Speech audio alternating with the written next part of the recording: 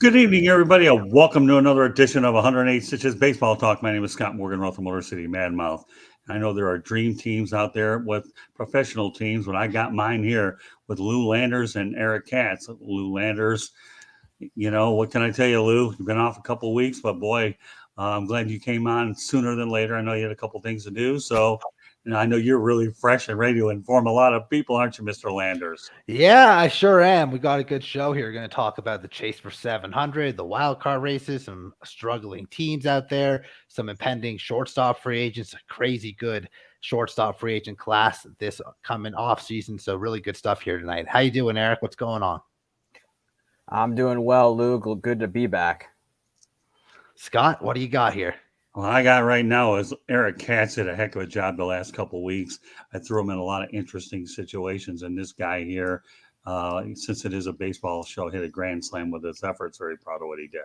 So what do I have here? Well, folks, I have a 4-digit number that you can play in the state lottery, and if you win, I don't want to know anything about it. So you're wondering, all right, am I getting lottery advice here from this guy? Bring it on, baby. Well, all right. The Oakland A's attendance versus the Miami Marlins yesterday was 2,630 fans. It's the first time Miami's been in Oakland since 2017. And the interesting part about these two franchises is the Miami Marlins have won 2 world titles. The A's have won 9 World Series titles. Their first one occurred in 1910 when they were the Philadelphia A's.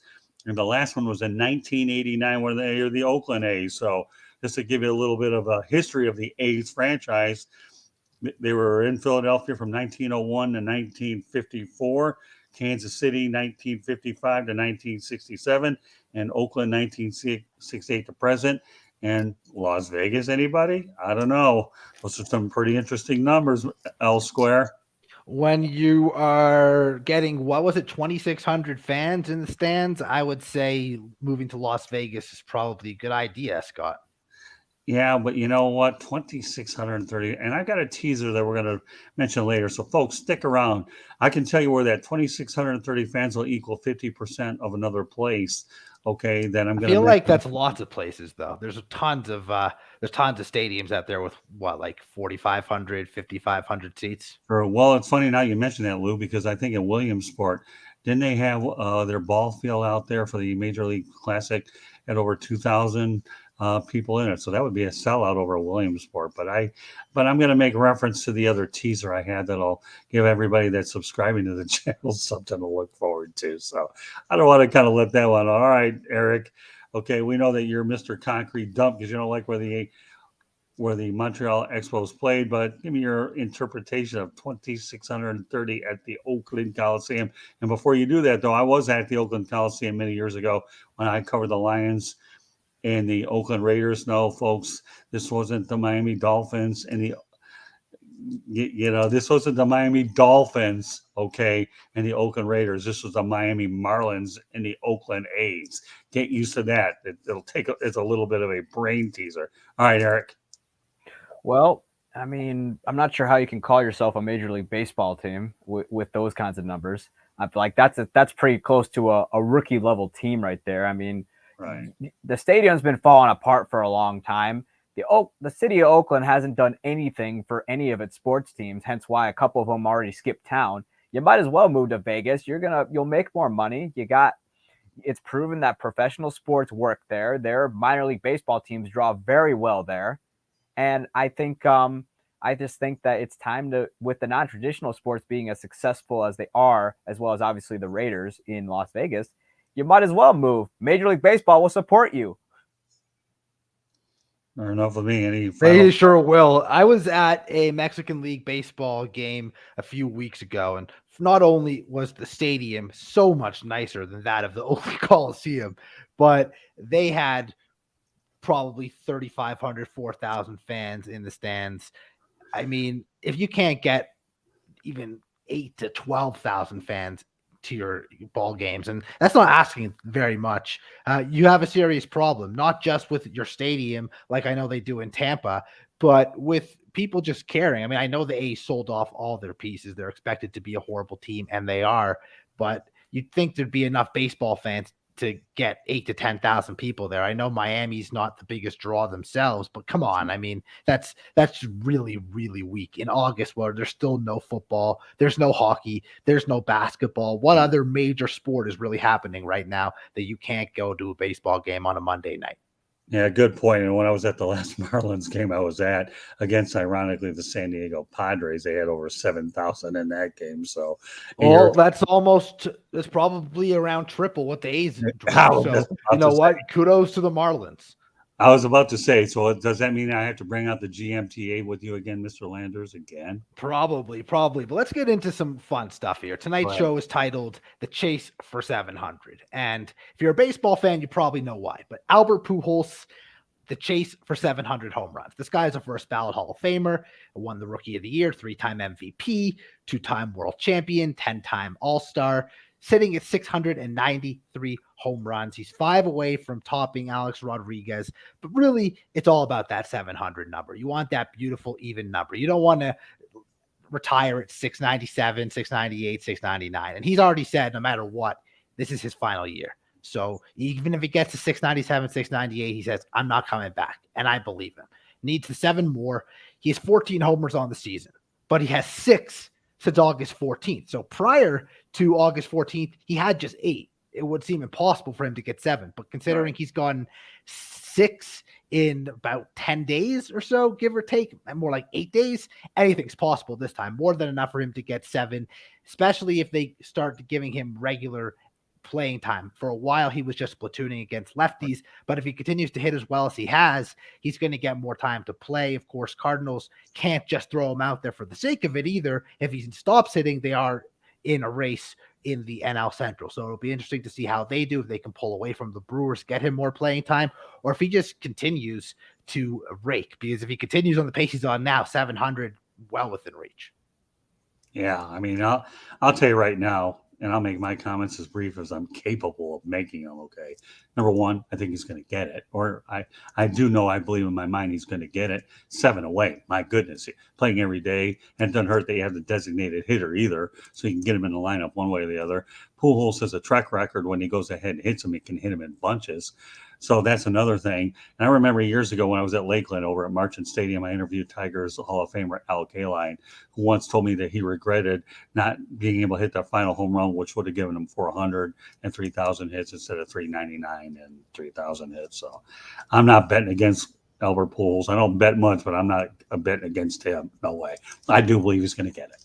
I hope he does, definitely. Eric, your thoughts on Pujols, man? I mean, again, the 14 homers on the season, you think, all right, he's probably not going to do it. But when you look at the 6 of those 14 coming in the last 8-9 days, certainly a strong possibility now. And you have to keep in mind, too, a couple of those games, they were multi-home run games, too. This wasn't just, 1 home run and done. This was like a 1 home run, 2 home run game. But, I really think he can do it because he's in his final year. He's a product at this point for the Cardinals. He's just there at this point. I think it's safe to say the Cardinals will be winning the NL Central, so they'll have every reason in the world to continue to play him, especially because this is his last run and we're toward the second half of the year. Because Pujols has said, "I'm done, no matter what happens." I really want him to hit it. I mean, 700 home runs. I mean, when was the last time we saw 700 home runs clean? Yeah, right. I was about to say legitimately, but that's clean too. That's but cool. Yeah, I mean, when will the next time be? It'll be a while. I mean, as long as like a couple other guys stay healthy, they got an opportunity. But but the fact of the matter is, this is like we haven't seen this in a really long time. And gosh, Eric, I'm not so sure. Lou, and you can tell me what you think too. I'm not so sure we're going to see 700 for a while, if it ever at all. I mean, the only guys I can see having a chance at it, Mike Trout, if he stays healthy, right. And obviously Juan Soto, but he's going to have a major bounce back year next year. Right. So, but other than that, this is a once in a lifetime deal. He's in the final year. The fans are going to the ballpark specifically to see him because they know it's his last time out. And nothing would be more fitting for a Hall of Fame career if he hits number 700. I mean, he's a first ballot Hall of Famer. He's got his World Series. He has multiple MVPs. God knows how many All-Star games. And 700 would just be the cherry on top to a legendary career. It certainly would be. Honestly, Trout is a long shot at this point. Bryce Harper has a better chance, in my opinion, than he does. Giancarlo Stanton, to me, is the guy. He just can't stay healthy either. But if he puts up 10 more seasons, he's got a chance. I don't think Stanton, if he stays healthy, I mean, that's been his biggest problem for a long time, which is he can't stay healthy. When he's on the field, the guy's a freaking animal. But when but the problem is he gets hurt. But the fact remains, though, that there's no one even over 400 right now that's active other than Nelson Cruz, and he's like 40 something years old, right? Yeah, Nelson Cruz is going on forever at this point. I mean, at this point, he's got to be nearing the end any day now. Any day now, his bat's just going to die, and then they're going to DFA him. Yeah. So, I mean, even Stanton's 32 years old. That is probably very unlikely. Even Judge, I don't think we'll get it. No, he's too old. As well, he started too late in his career. It's very unlikely any of these current guys are going to get it unless they're 25 or younger, like a Juan Soto type. That's the only guy that might have a chance, but he's going to have a couple 40 to 50 home run seasons in there if he wants any opportunity. Because Juan Soto has. I'm sorry, Eric. The only thing I'll say about it is by the time somebody hits 700 home runs, there's a good chance I'll be in heaven announcing with Ernie Harwell, Tigers legendary announcer. Which I think Juan Soto is probably the one who has the chance, because prior to this year, I mean, let's be honest, he was on a crappy team for all of this year where no one got on base, and he's literally their offense except for maybe a sprinkle of Josh Bell.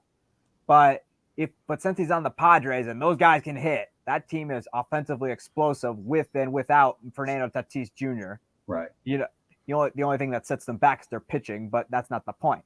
But the thing about it is I believe that Soto, he comes into the league, he's about 18, 19 years old, and the guy just explodes off the barrel from day one, wins a World Series. And I really think that he is the next one who could potentially get 700 home runs. He's had no major injuries up to this point. He just needed the team around him, and all these guys need the team around him to make it happen. And I believe he has that in San Diego. Yeah, he's at 121 career home runs right now, and he's only 23 years old. So certainly a really good opportunity for him. This season, keeping in mind he has 23, his career high is 34.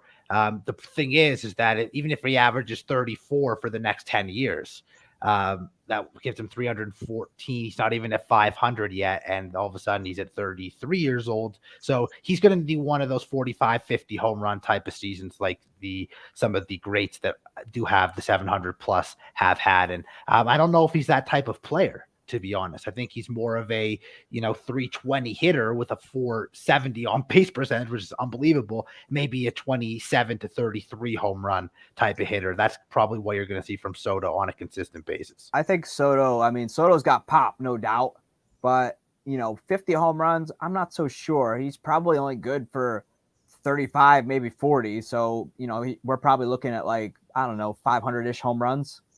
Yeah, I'm sure we'll see that if he stays healthy. But yes, Albert Pujols, I think we're all pulling for him to get it. I think it would be an amazing story for Major League Baseball. No doubt about that. And speaking of Albert Pujols, Major League Baseball and the St. Louis Cardinals, they're currently not in the wild card race because they've been playing good baseball while the Milwaukee Brewers haven't been. But we are going to talk about this NL wild card race, so the AL too. But we'll start in the NL. And right now, it's basically a 3-team race for 2 spots, because although the Braves are a wild card team, they're way out in front. Right. I mean, the Braves are going to be the top wild card team, or they're going to be division champs, and the same thing goes for the Mets. One of those 2 teams up there. Then you got the Phillies and you got the Padres tied. Brewers hanging around 1.5 game back. I'm not even counting the San Francisco Giants at this point. They're 6.5 back. They're not even at 500. They were a pretender early on. They're still a pretender. Personally, I think the Brewers are pretenders too. The only difference for the Brewers is outside the Cardinals. We've talked about it many times on these shows, guys. Strength of schedule, Pirates, Cubs, Reds. Brewers beat up on those teams.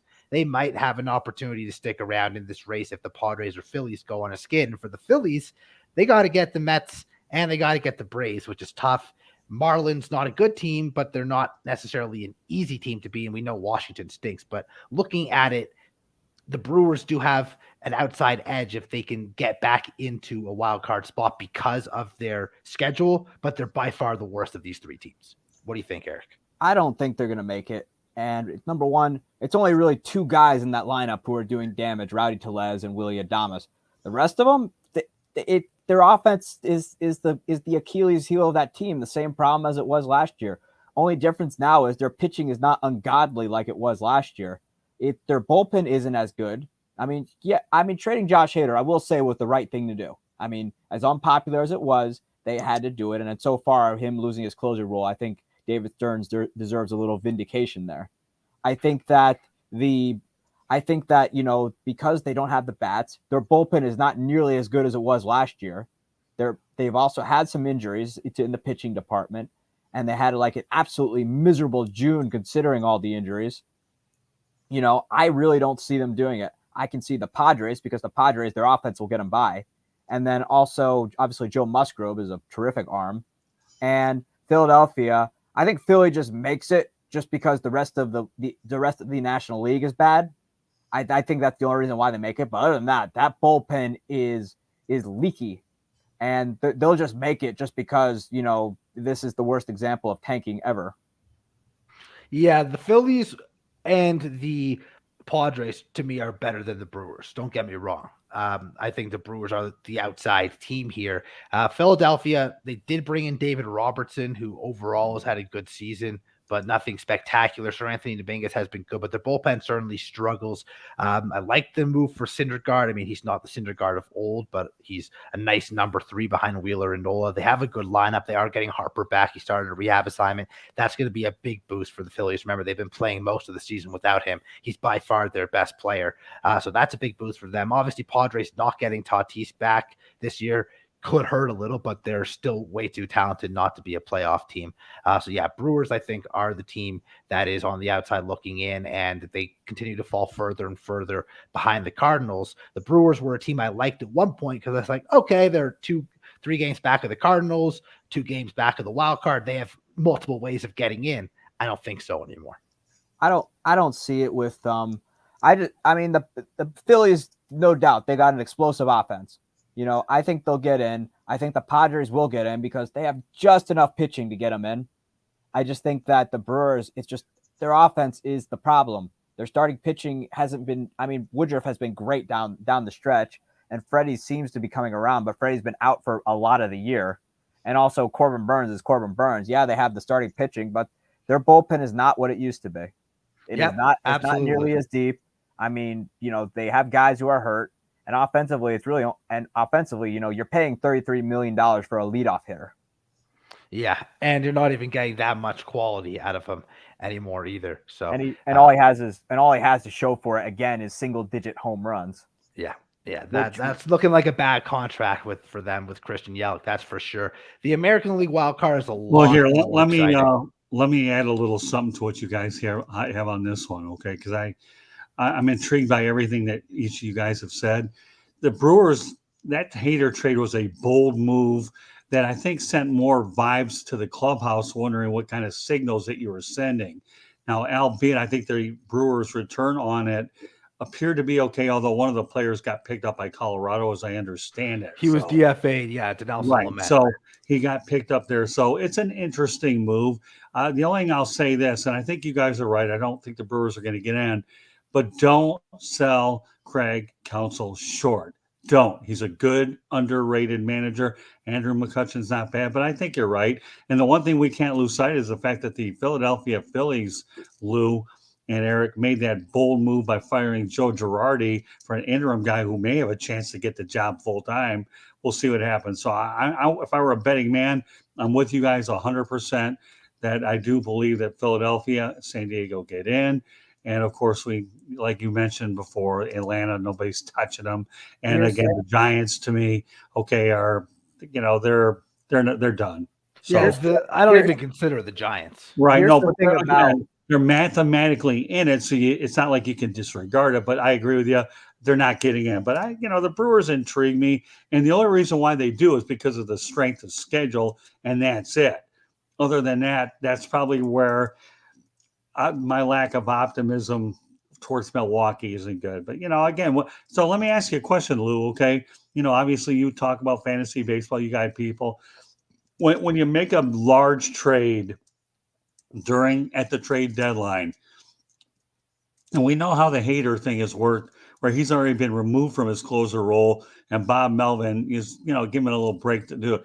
But what kind of messages or signals does it send to you as a clubhouse and an organization on the team? For which side? Are you talking for the Padres side? No, actually, in this particular case, I'm talking about the Brewers making the bold move to get rid of a popular guy like Josh. Well, of course, it hurts a little bit. I remember Seattle. It was either last year. I think it was last year. Seattle was kind of in an uproar when they traded Kendall Graveman, who was one of their best relievers at the time, and they ended up barely missing the playoffs. So I could see why the Brewers clubhouse would be a little disappointed, but they also have to keep in mind they're a small market team that operates like a small market team. And they weren't going to be able to pay Josh Hader. And they did a good job of getting a return that could help them still this year, but certainly in the future as well. So I think it was the right move. It was a surprising move for sure, and I did not see it coming. But it was definitely the right move at this point. Taking completely forget about the fact that Hader is not even pitching well right now. Even if Hader was pitching lights out, sub-2 ERA, just tons of strikeouts, racking up save after save after save, it would still be the right move overall for a team like the Brewers, because that's the type of baseball they have to play, and that's how they have to operate. Well, you're right. You're right. It was a good baseball trade, Lou. But, remember, I live in Miami where they make a lot of these kind of moves here. And when I recently talked to Don Mattingly at a media availability against the Padres, he even admitted to me that, the MLB trade deadline is something that we take more serious here than most markets, more so because you have guys that you hate to see them get away. For example, Starling Marte got shipped to the A's, who went over to the Mets for, some prospects that aren't bad, but certainly not when you let Marte go. So, I just wanted to throw that at you. All right, Eric, and you can comment on this, and then Lou, take it over. Here's the thing about it. Here's the thing about Hader had been on the block for a while. Okay. The Brewers are listening. Even during every offseason, it was like, is he going to come? Is he coming back, or is he not going to come back? As great as Hader was, the thing about it though is they got a pretty good return. They got Taylor Rogers out of the deal, who's a good closer in and of himself. Not Hader, but he's still a good closer in and of himself. Obviously, they have Devin Williams there, who was just having a lights out year as a setup guy. Obviously, and he can actually close a little bit. I wouldn't put him as a full-time closer, but I really believe if he really works at it in spring training, he could be that guy. But they have to remember though that Hader wasn't getting re-signed. They have to remember that this is the market that they're in. They're not New York. They're not Boston. They're not Chicago, and they just have to remember that. And that's something that clubhouse forgot, was the move on popular. Yes. And the difference with Philadelphia, though, when they fired their manager midseason, Joe Girardi, was that was favored by the clubhouse. They wanted that guy gone. They were probably rooting for him to be fired deep down. I know Bryce Harper has kind of snipped at him here and there in interviews, kind of a little passively, but we know it. But Bryce, we're not stupid, baby. We know what you're saying. But it's just they have to remember, though, that Hader wasn't going to get re-signed. He also had another year of team control left, where if they were to wait another season for it, they wouldn't be getting as big of a return, because Hader would be a free agent at the end of the year. And so they don't want to make this. So the teams are not looking to make the same mistake that the Mets did when they traded their top prospect, Pete Crow Armstrong, for a half a tumultuous year of Javi Baez. So they have to keep that in mind. I mean, it just is. I mean, Milwaukee is probably I believe it's the smallest market in Major League Baseball. And that's just the way that the Brewers have to operate. They've got these small market teams. They have a window of opportunity to compete and potentially win a World Series. But also if they're not like the big market teams where they can just contend forever, like the Yankees, if they really want to. But the fact of the matter remains, these windows are only so big. All right, I'm fine with that. Okay, that's good enough. We see eye to eye on that one for sure, Eric. Definitely. So, as I was going to say, but we got I had a lot more to say. I was going to move over to the American League, which is definitely a much tighter, more interesting, intense race for the wild card. Obviously, we have the Astros clear runaway in the AL West. Yankees We'll get to them in a little bit, but certainly still looking okay in the American League East division for now. Then we have a really tight central race between Cleveland, Minnesota, and Chicago. All those teams separated by 3 games, so anything's possible there, although Cleveland is the outside, or the front runner, I should say, with Minnesota and Chicago on the outside looking in. But then in the wild card, you have Toronto, you have Tampa, you have Seattle, and then right behind there, you have Cleveland just a game out, Baltimore 2.5 out, Minnesota 3 out, Chicago 4 out. And because you don't want to mathematically eliminate anyone, Scott, the Boston Red Sox 6 out. Right. Bye-bye to Boston, in my opinion. They don't have enough. They have too many injuries. Valdi just went back on the injured list. But after that, there looks like 6 teams separated by 4 games. And although it's Tampa and Toronto are clearly, and Seattle, those 3 teams are clearly the better of the 6 teams, anything is possible with this many games left, with a number of the teams playing against each other still. Tampa's going to play Toronto. Cleveland and Minnesota is going to play each other. Baltimore's going to play Tampa and Toronto. The only one that really has an easy go of it at this point should be Seattle, because I don't think they play the Astros again this season, and the rest of that division is not good. So Seattle, to me, is the clear favorite for a wild card spot, but I'd be very surprised if both Tampa and Toronto were not in the wild card spots as well. Over to you, Eric. I mean, Seattle has a pretty easy way into the playoffs. They just have to kind of go through those series and get it done, and then boom, they're in. Boston, I as a Yankee fan, like even I'm going to go for this at the non-Yankee angle. They're not going to make it. Their pitching has not been there all year. Their bullpen has been garbage for a really long time. For some reason, Cham Bloom neglects it like one of Michael Vick's pit bulls, and they just can't. They just don't have the pitching to do it. They have the bats, which they just kind of had although they were thinking they had their trade deadline though really made no sense at all. You trade Christian Vasquez, okay, we're starting to shed here. Then you go ahead and go after Tommy Pham. I'm like, what are you doing? You essentially just replaced one similar bat for another similar bat, and then you go ahead and get a defensive catcher like Reese McGuire, who's not a hitting catcher. He's more. Don't forget Eric Hosmer and his electrifying bat. Although Eric Hosmer, though, they got lucky there because he didn't want to go to Washington. Which I'm not sure how lucky they got though. Now they're on the chain there, or the ball, or whatever. I'm forgetting what I'm trying to say here, but they're on the hook. That's what it is. The ball chain, the hook. I finally got it. They're on the hook for the contract, and it's not a friendly one. They got some nice hitters on the farm. I know a couple. Cassis is very good. Yep, and I think Duran can be if he wants to, and he has some trouble in center field though. Yes, when he loses, and then please go check out highlights of Duran in center field. That fool needs to go run after. That fool, the very least he could have done was run after the ball. Yeah, and then it wouldn't have been an inside the park home run. Let me add a few brief insights, and we do have some comments coming in from the chat room, just so I want to make you guys aware. Okay, number 1, the Baltimore Orioles are hanging around. And I said hanging around. Number 2, once upon a time, all of us thought that Scott Service was going to get fired. No.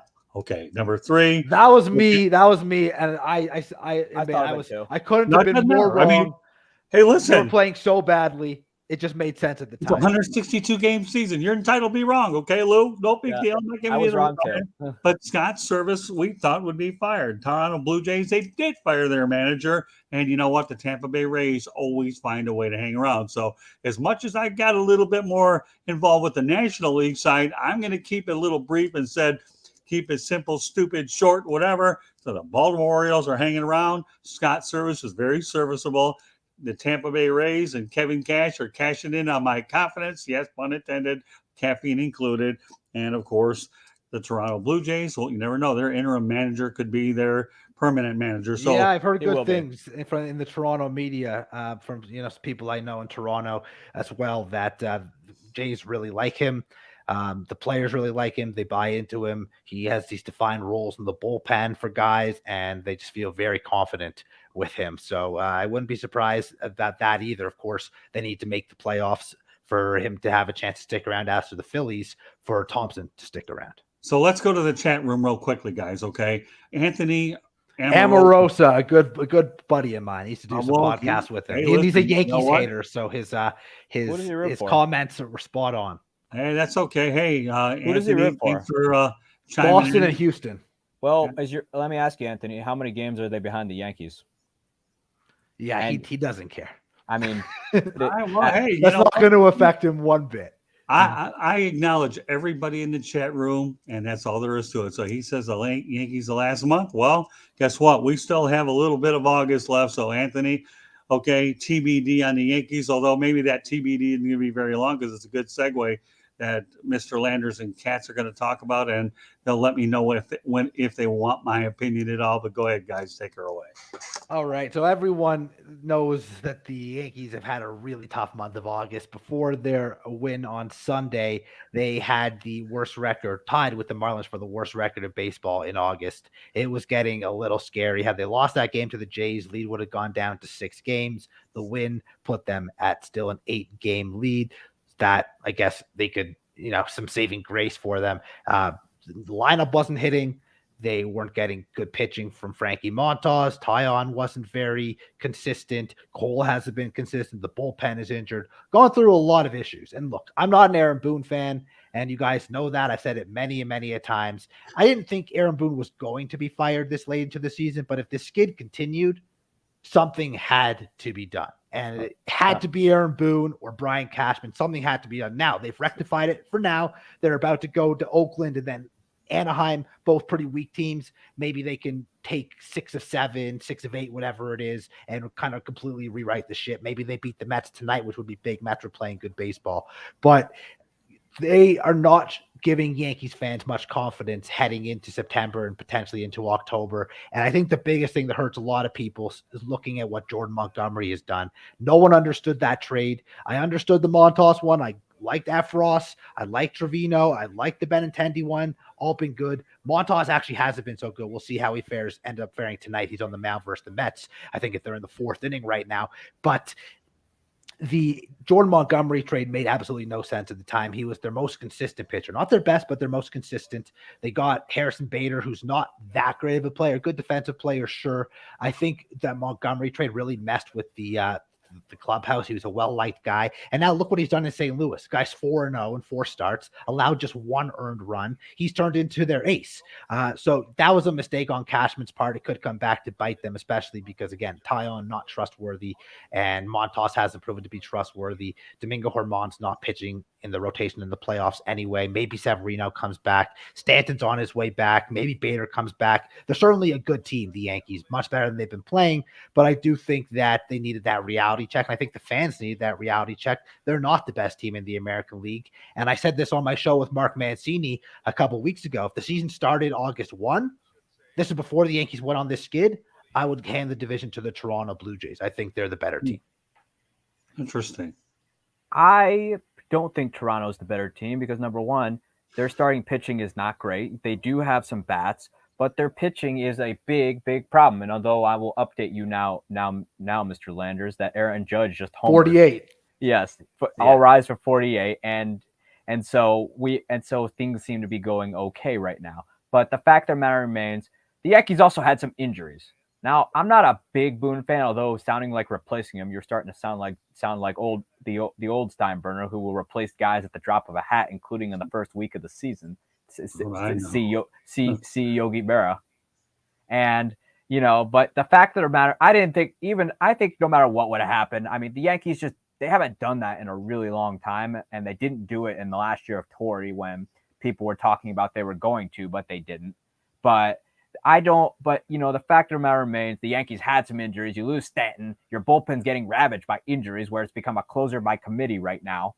And, that's just what happens. The grind of the year kind of got to them. They had like an insanely good first half, better than anybody could have expected, including the most optimistic of optimistic Yankee fans. And so you have to keep that in mind. The injuries definitely played a part. I mean, yes, a deep slump within their lineup. That was horrendous. Yeah. I mean, Eric, I agree with you on the injuries, and you make good points, and they're all fair, and they're all valid, and they're all well said, and they're very educated. You obviously know what you're talking about, but everyone has injuries. Everyone deals with them. and the Yankees didn't deal with them the way that they were expected to. Yep. With the depth that they have, and they let a lot of games slip away that they probably shouldn't have, specifically in the bullpen. And I know the bullpen was injured. Obviously, Chapman hasn't been Chapman. Holmes kind of fell off a cliff. Hopefully, he'll be back rested and better starting next week. Obviously, they're still a good team, but looking at the potential playoff rotation, let's say they hold on to the division as they should. They get that by Cole, usually pretty good, but has not been that consistent. Garrett Cole in a short 5-game series, you can't have Garrett Cole giving up 5 runs in 3 innings, right? Nestor Cortez is the only guy I trust right now. Severino, who knows what he's going to be? He would be my number 3 right now. I don't trust Tyon, and you can't trust Montas for now. Now, Montas has 6 weeks or so to right the ship and potentially be a number 2 or 3 come playoff time. But you're not going to throw Herman out there either. So the rotation really scares me in October. Unlike a team like Tampa, who can piece it together, unlike Houston, who has great pitching. And I know you said Toronto's pitching's not that great starting-wise. Manoah and Gausman, 1-2, pretty trustworthy. I mean, it's good as the Yankees. Yep, I wasn't going just by the Yankees' injuries. I mean, that was obviously the injuries played a factor in it, but they also went into a deep slump too. And Every hitter was slumping. You don't see that usually. There's always 2-3 guys. And they had the worst losing streak they had since 2000. Although they did win the World Series that year. It happened in 96, I believe it was too. I saw a Derek Jeter interview with Joel Sherman. 96. Where they had 2 really bad skids in August or early September, and everyone's like, "Oh, they're blowing the division. They held on and went on to win the World Series. So sure, hopefully history repeats itself.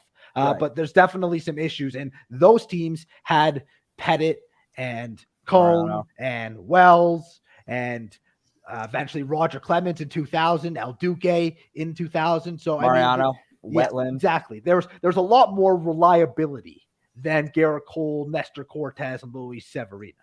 I mean, yes, for sure. They had they did have a bevy of players who could do that. But yes, they're they also hitting wise, I mean, that was just unacceptable. I mean, that just shouldn't have happened. I mean, you got a deep lineup like that. Also trading Montgomery, it made no sense. I know that they were trying to do it because with the idea that they were going to get Pablo Lopez. Didn't happen. You trade the guys after you get them.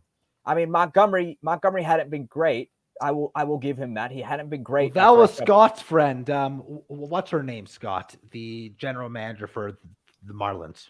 Okay, man. Let me point out. She backed out of the deal at 5:55 Eastern. There's supposed to be a 3-way trade involving Montgomery, Hicks, Glaber, Bader, and Pablo Lopez, and a couple other lesser names. Would Derek Jeter Let me point out some folks, okay? I want you to subscribe to the South Florida Tribune YouTube channel, by the way.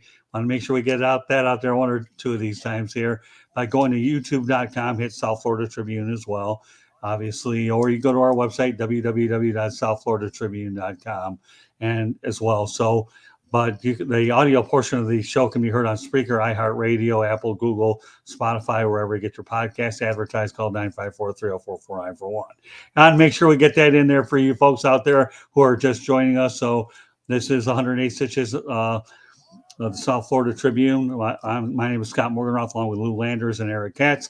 We're talking baseball. And, of course, now my guys here are talking heavy on the Yankees. The only thing I'll say about the Yankees is they're lucky that they had a big lead in the division. Otherwise, who knows if they would have collapsed a little too.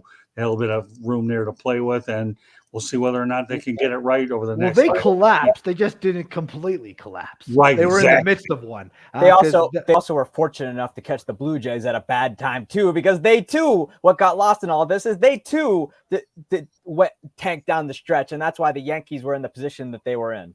Well, you lost 5 series in a row, for crying out loud. I mean, that's on 6, I believe. Is it 6 now? All right, whatever. 6, and unless they win tonight, there'll be 7 series without winning a series. Well, so there you go. So I guess I stopped counting after 5. So I'm glad that I have my crack expert out with Lou Landers elsewhere, getting me straight on that. But nevertheless, for the folks in New York, okay, if you're losing 6 series in a row, they panic, and they panic pretty quick regardless. Yeah, and 100%. again, I made a lot of posts, and a lot of people like to tell me I'm wrong. It's like their favorite thing to do. It's fine. I get it. I like to tell you hate you're on wrong, me all Lou. you want. Yeah, you do. But Yeah. you usually make very good points about it. Not everyone does. So I was saying, so something has to be done. There needs to be a change, and not because I thought it was going to happen, but because I thought it should happen. Because again, you can't necessarily blame the manager or the general manager when a slide like this happens, but you can't fire an entire team. You can't fire 26 guys. No, you So can't. you can fire a manager, you can fire a general manager. And I'm a Brian Cashman fan. A lot of people don't like Brian Cashman because they think, oh, he has brought us a World Series since 2009. And the World Series he won before that was just piggybacking off his predecessor. So with that being said, could Brian Cashman be gone at the end of the year if the Yankees fail? Could Aaron Boone be gone at the end of the year if the Yankees fail? And when I say fail, don't win a pennant? Sure, one if not both. And if they were to go on and God forbid, please no, another 3-13 stretch, someone's going to have to go. I don't care if it's September 21st or September 22nd. Lou. If that lead gets down to 2 or 3 games or something in the division, see you later to somebody because something has to be done. Lou, I want to make reference to Kimming if I can. Okay, number one, I know that I have a feeling why she did back out of that trade at the last minute. The last thing the Marlins want to do in this town here is feel like they're continuing to ship off big parts here. And I don't think that when you'll talk about the face of the franchise and the history of the franchise, she was ready to go down there because let's face it, the attendance is very bad anyhow.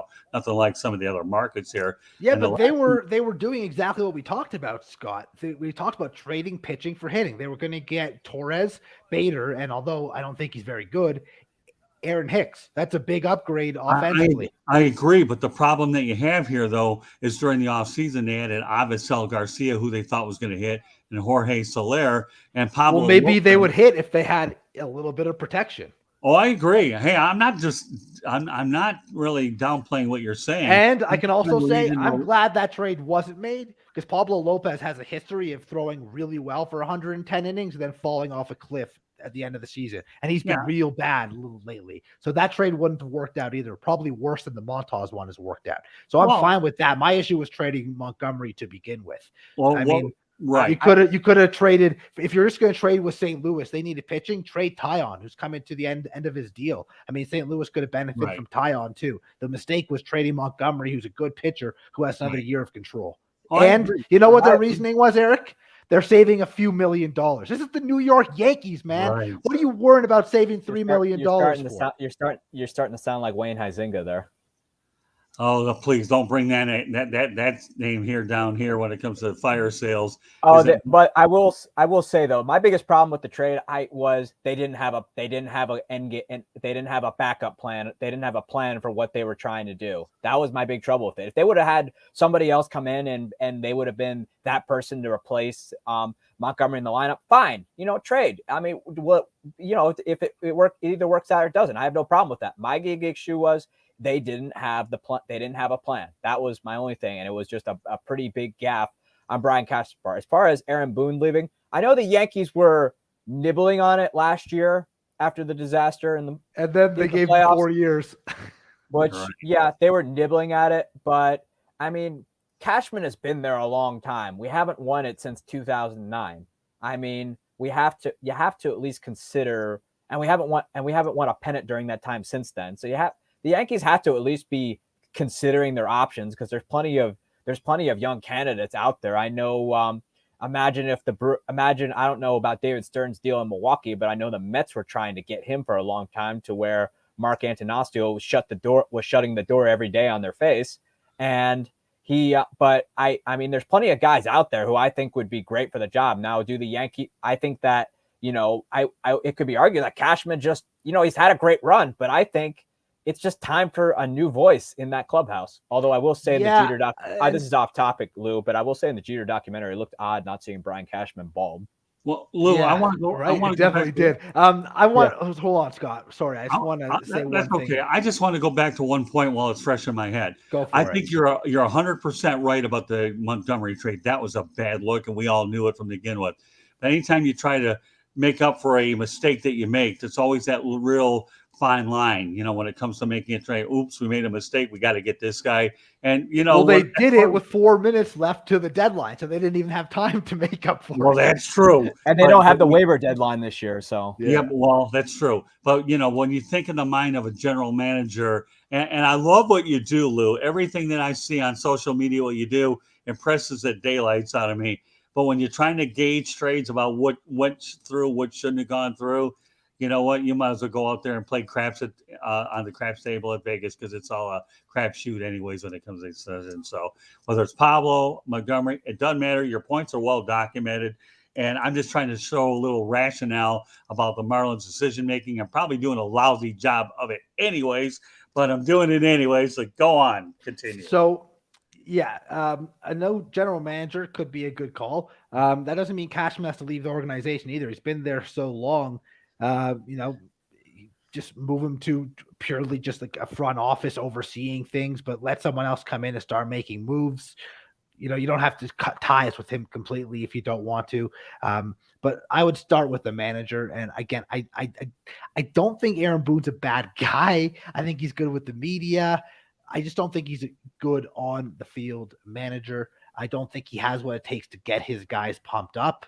I don't think he has what it takes to bring them out of a slump. And my biggest wish for the Yankees this offseason is Don Mattingly. Oh, God, I can't believe you said that. I swear to GMTA, guys. How do you hashtag GMTA when nobody knows what it is anyways, except me and you, right, Lou? the Marlins are gonna be dumb Don enough to let him Mattingly. go. I was waiting for you Landers to mention it. He wants out, I think, Mattingly. Well, yeah, it's just Miami. He's on an expiring contract. And can you imagine if you give him any kind of talent to work with? Holy moly. Yeah. Or he did it in LA. Or what does Keith Jackson say?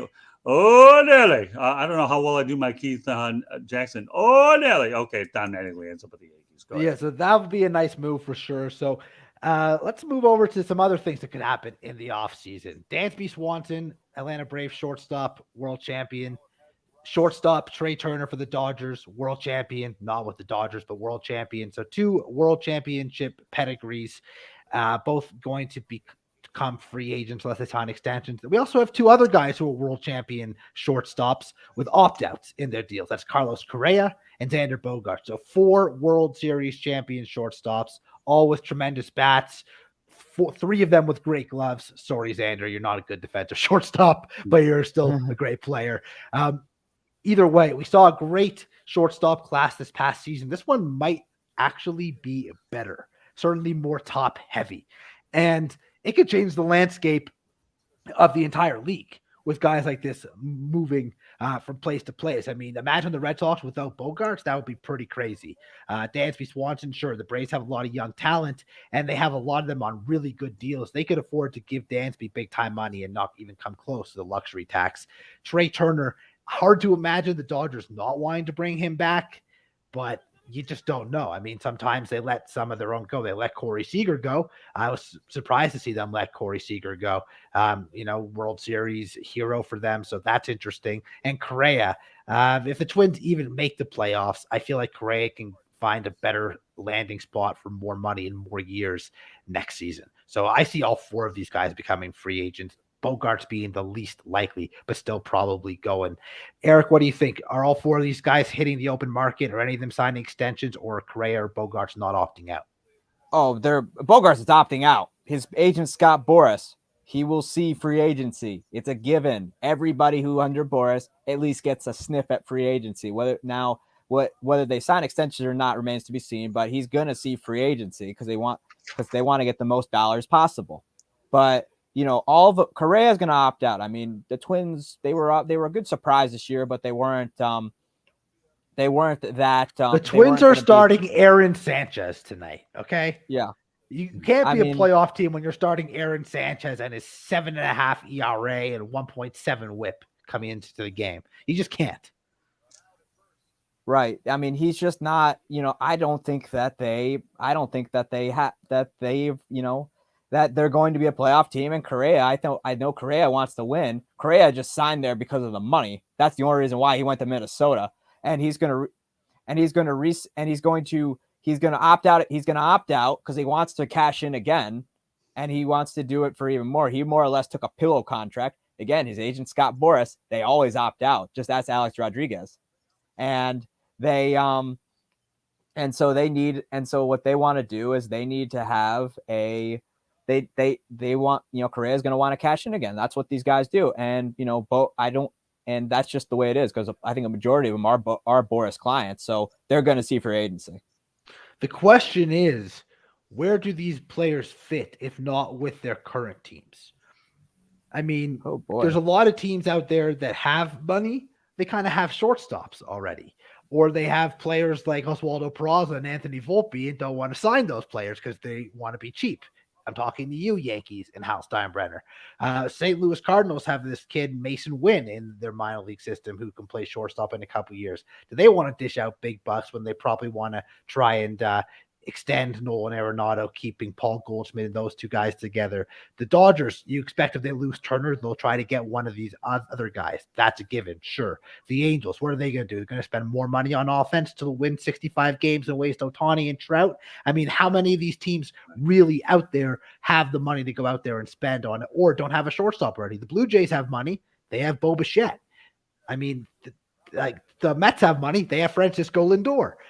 So that's where I question it. These guys could opt out, but it might end up being a mistake because they might not get what they think they're going to get. Well, Bogarts will opt out because he knows he can get more money than he can for sure based on the deal he has. And I think Dansby is going to be the hottest guy in the market. We know that and a lot of teams now favor player development, but I have a feeling that I could very well see it being that a team that's that will add an opt out again to those contracts. So pretty much they're holding a spot for that minor leaguer. At least they can be a little more some guy who's a star and competent, and they can add opt outs for it. And I mean, the players love opt outs because it means they can go cash in again.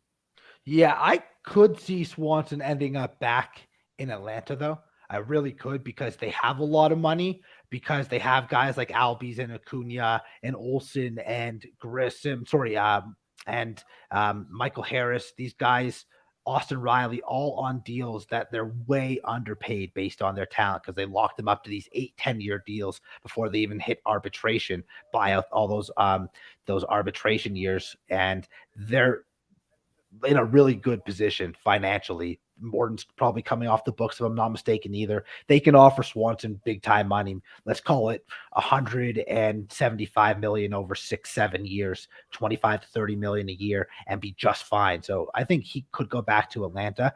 I just don't know how many teams out there are willing to drop 30 plus million a year on some of these shortstops. Yeah, the only thing I want to add to this whole shortstop conversation is I actually thought Carlos Correa would end up in Detroit with a reunion with AJ Hinch, and they opted to go Javier Baez. As for the other three, I mean, you have the Houston connection. The other three, I don't have a comment, because I think you guys have done a good job with the other three. So, well, theoretically speaking, he could go to Detroit, and they can move Baez to second base. That's true. Yeah, Jonathan Scope, I think is their existing second baseman. So if the Tigers are willing to spend money, and here's the X factor, okay, Al Avila is no longer the general manager, so you don't know who they're going to bring in. They got a head start on that search. I know you were not here. Remember, Cleveland's a team of, not that they necessarily need the shortstop because they have a decent one in Rosario, but they don't spend money either. The Royals aren't going to step up and spend money. The White Sox have Tim Anderson. Texas just signed 2 shortstops, moved one of them, kept one of them at second base in Semien. They have Josh Jung coming up, who's one of their top prospects. Seattle could use a shortstop. Seattle would make sense. J.P. Crawford's not that good. And they just traded Noel V. Marte to get Castillo, and he was their up-and-coming shortstop. So a guy like Swanson, Correa, Bogarts, I could see going to Seattle. I think Trey Turner is going to demand more than all those guys personally. So Seattle would make sense. They're one of the teams that's clearly willing to spend some money that could also use a shortstop. But other than that, I don't see it. But Lou, you make a good point. Seattle has not been shy about spending money in the past. So I think what you're saying makes a whole lot of sense. Remember, once upon a time, didn't they invest in a what? Robinson Cano? Didn't he They go out there? certainly did. They just Yeah. invested in Robbie Ray as Right. well. So they're not afraid to open their checkbook, Lou. You're right. I mean, so don't count out Seattle spending money. I Of course, mean, I wouldn't count them out. Lou, I you're mean, you're I 100% right. Build on the core that you have. You have Yeah. some good young talent. You got a good pitching staff right now. And that's probably their weakest position offensively too, is either second don't or forget shortstop. about Washington, because they need like everything right now. I know that the Learners are getting ready to sell the team, but who knows what the next owners are going to do, and maybe try and start to put a viable core in place. I'm sure if Riley gets himself a nice large contract like his teammates are, that it means, I'm sure he'll take it. I know that Dansby Swanson, which, I can very well see Washington doing that. I don't know who the new ownership's going to be. And obviously the Angels are getting ready to go for sale here too, because the Marinos have had enough. Right. And I could see them opening too. We've seen the The Angels will spend money on a shortstop and still again win 65 games and waste Trout and Ohtani. Which but yeah, there's a couple places that they can go. I don't see Bogarts going back to Boston. I really don't. I really think Boston's about to let JD Martinez go and Bogarts. And also, what I have heard, guys? Baltimore Orioles willing to spend money. Oh, they got money. They're ready to do it now. They got their core in place. They have their talent, and Trey Mancini's off the books. They have the money, and they are going to spend it, because that team is looking to contend next year. Carlos Correa would be such a perfect fit there. A guy that's won before, coming in with a young core of talent. I think he would fit so nicely in Baltimore. As would Bogart if he wants to stay in the American League, in the American League East.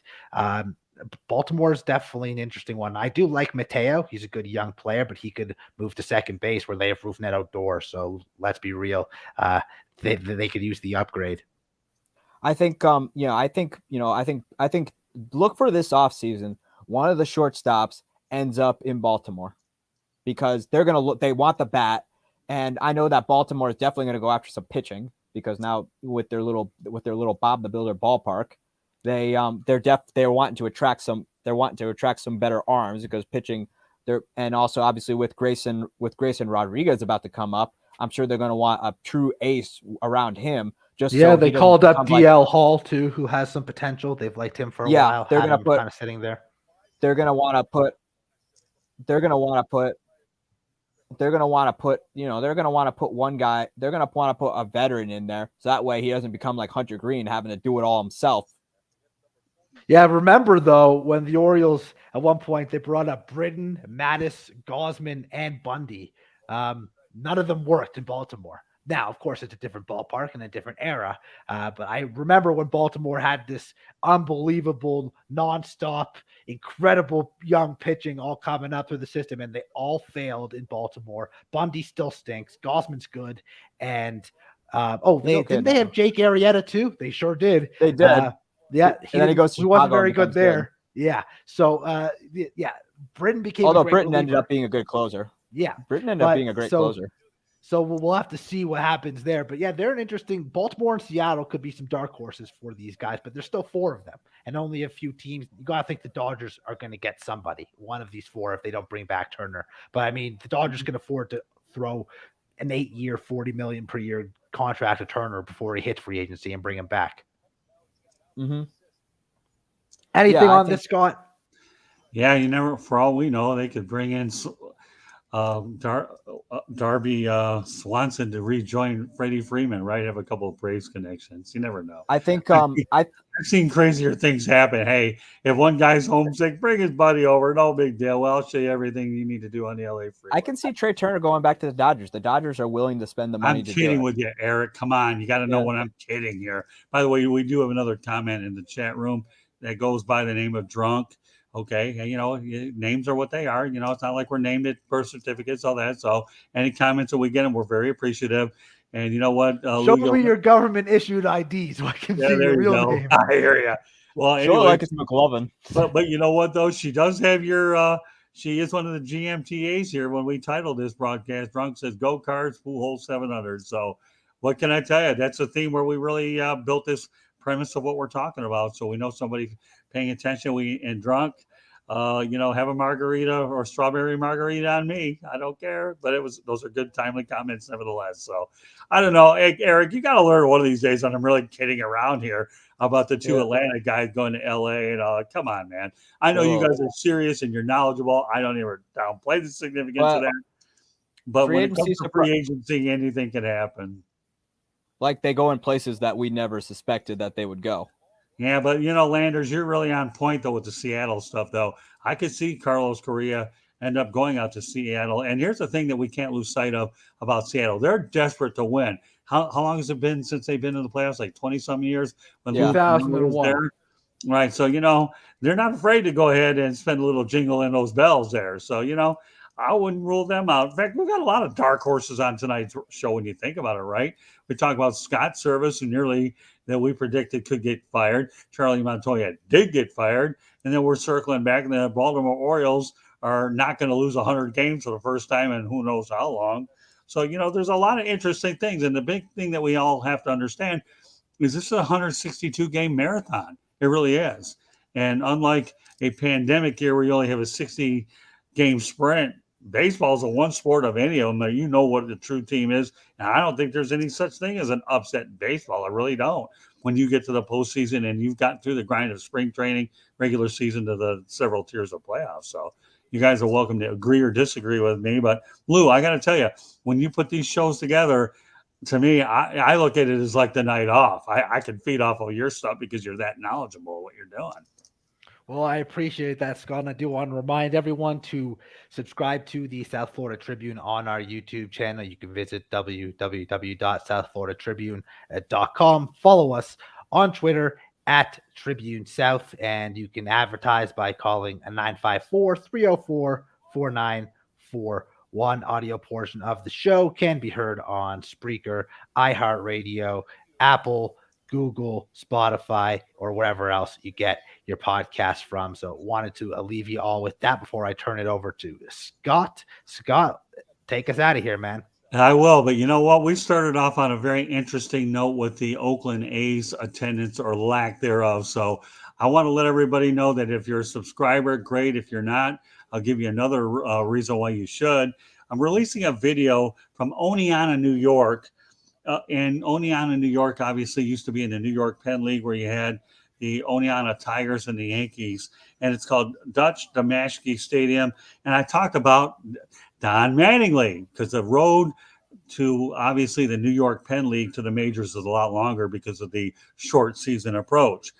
And that particular capacity was 4,500. And you know what? When we talk about the A's attendance last night against the Miami Marlins, they would have had over 50% full there. So, but it was a fun video to go back to. New York Penn baseball never got in the stadium. I believe the Oneonta Outlaws are a collegiate team that plays there now. We missed them by a couple of weeks when we were on our trip to Cooperstown.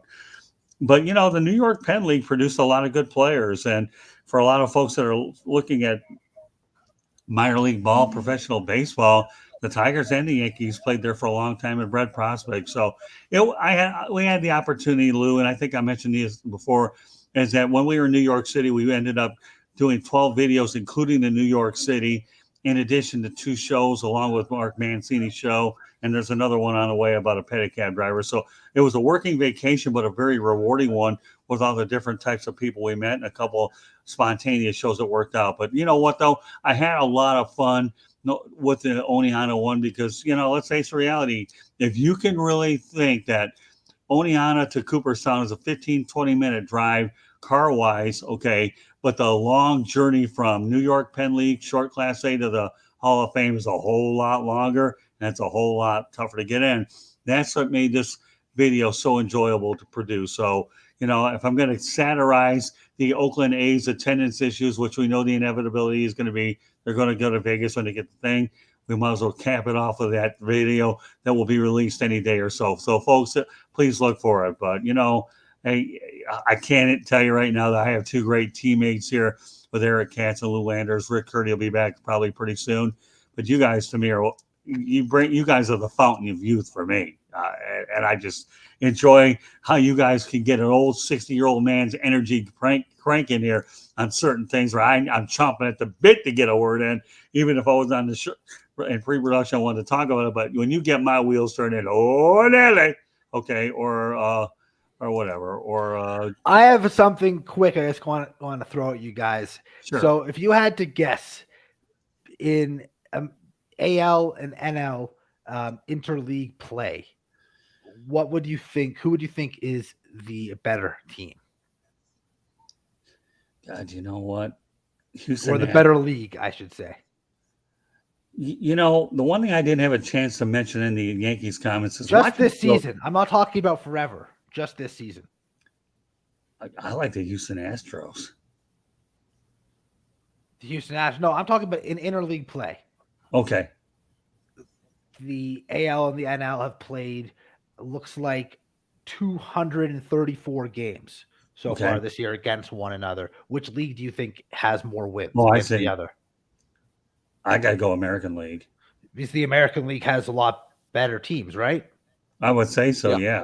Yeah, well, it's the National League who has the better record. They're 120 to 114, and very close. They have 1,004 runs to 990 runs. So, all right, so I thought that was kind of cool because we're seeing more interleague play than ever before.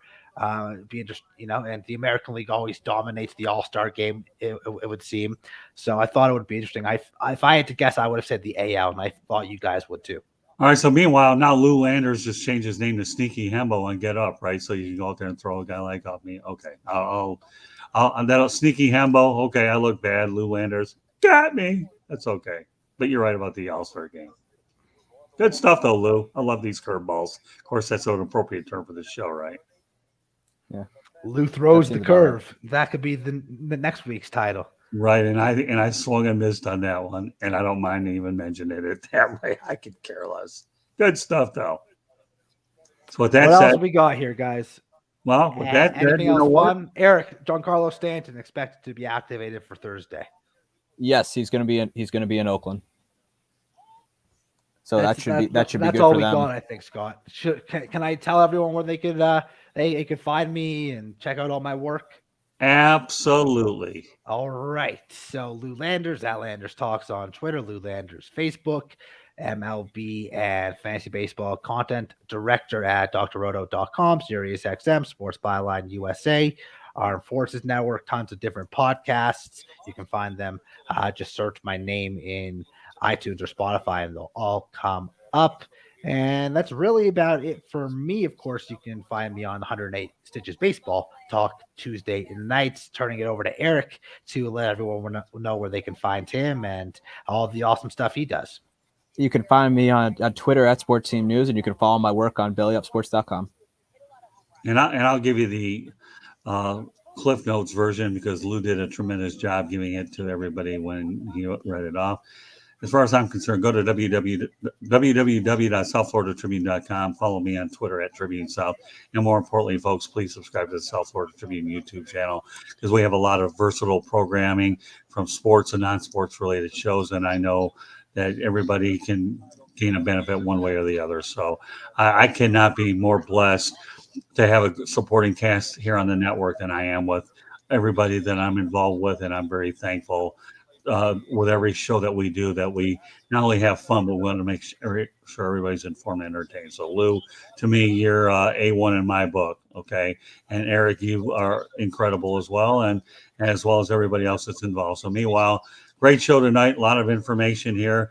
And you know what? Our goal, as Tony Kornheiser and Mike Wolon would say on part of the interruptions, we'll see if we can do better the next time. So, with that said, on behalf of Lou Landers and Eric Katz, my name is Scott Morgan, Roth Motor City Madmouth. Thank you for joining us on this edition of 108 Stitches Baseball Talk. We will catch you next Tuesday.